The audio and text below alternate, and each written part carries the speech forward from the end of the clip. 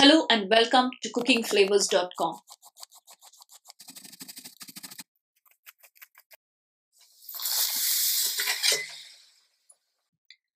For today's recipe, let's look into the preparation of a simple coconut milk rice, which is also famously called as Thengai Paal Saddam or even a Birinji rice. You will need 1.5 cups of basmati rice. I have washed them and soaked them in water for about half an hour. And 2.25 cups of coconut milk. For the coconut milk, I've used about this much of a coconut to extract the milk. This much will do for about 1.5 cups to 2 cups of rice also. One onion cut into big cubes, some coriander leaves, some mint leaves, some cashew nuts, 2 tablespoons of ginger and garlic paste, and 3 green chilies. You can see that I have slit the chilies just this much.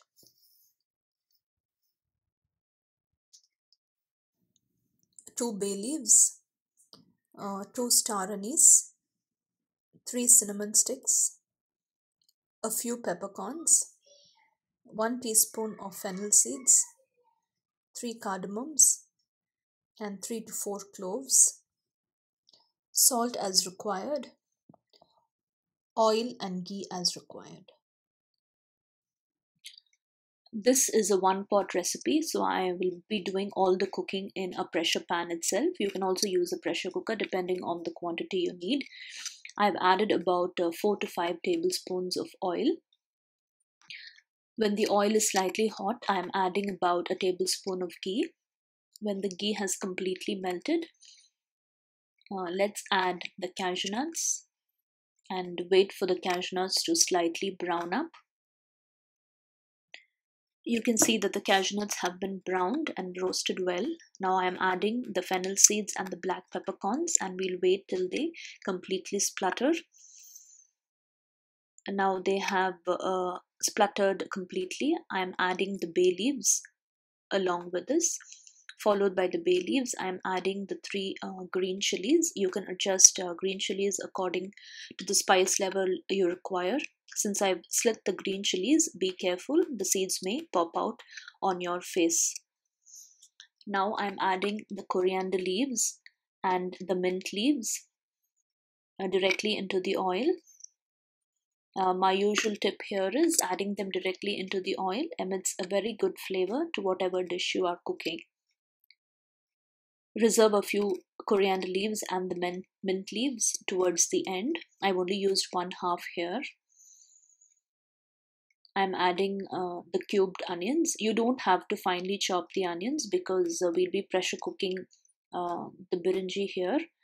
So if you cut them finely, they will totally disappear in the dish.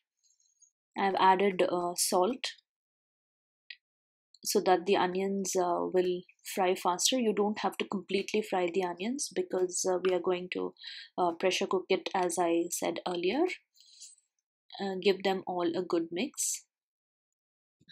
Once the onions have been slightly sauteed and fried, we'll add the ginger garlic paste and mix them well till they combine with all the other ingredients and leave out their raw smell. Now we'll add the remaining coriander leaves and the mint leaves, the required amount of salt. Be careful and check for salt according to your taste at this point of time, and mix all the ingredients well. Now we'll add the rice. I have drained the water in which the rice has been soaking through a strainer, and I'm adding it here. The water should be completely drained. Now gently mix the rice along with the other ingredients. Be very gentle as you do not want to break the grains of rice since they have been soaking in water.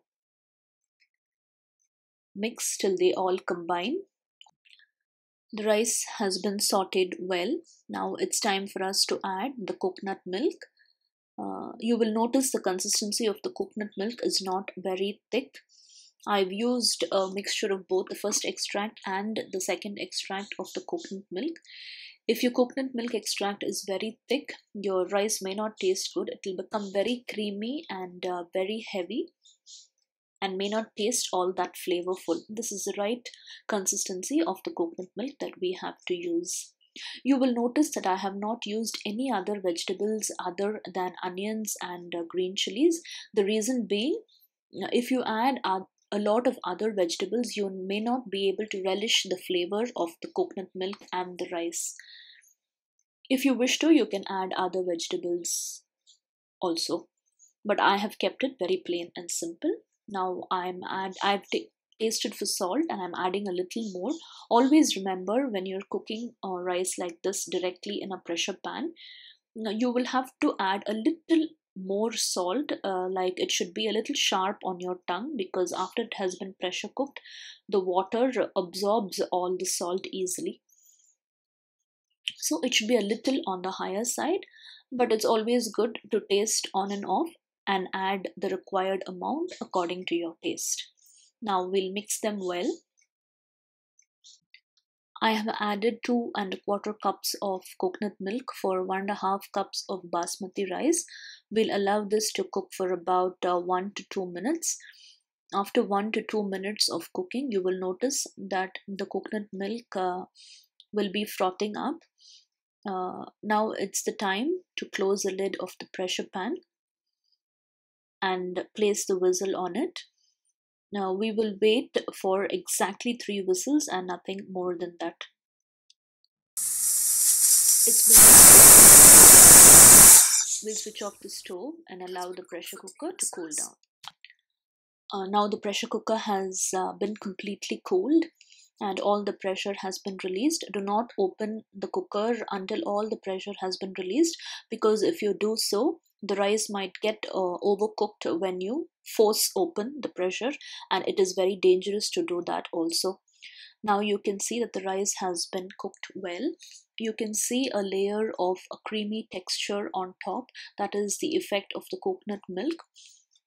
And you can see all the ingredients settled above. We'll just check if the rice has been cooked. Now you can see that the rice has been perfectly cooked and the grains of rice have not broken down. Now we'll wait for the birinji to cool down a little and then we'll mix it. Now the birinji has cooled down a little bit. Don't allow it to completely cool down. Now I'll be running the fork along the edges of the pan, and here and there just pull out from the bottom. It might look smashy, but when you eat it, it will be perfect. You can see that the grain has almost doubled. It has not been smashed. This is the advantage when you soak the basmati rice before cooking. Now let's mix it with a ladle like this. I'm gently mixing it while it is slightly hot. Don't allow it to completely cool down, as I said earlier. Bring the downside up and slightly break any lumps. It might look like pieces of lumps, but it will just be perfect when you eat it. I have served this birinji today with some potato chips, some fried and tempered onion raitha, and lemon wedges. You can see a few snapshots of the wonderful birinji and the onion raitha that we have made. You can find the recipe for this fried and tempered onion raitha on our YouTube channel and also on our website at cookingflavors.com. Do try this simple and easy Thengai Paal Birinji and give us your comments and suggestions. Subscribe to our YouTube channel and hit the like button if you enjoyed our video today. Thank you and see you again with another interesting recipe.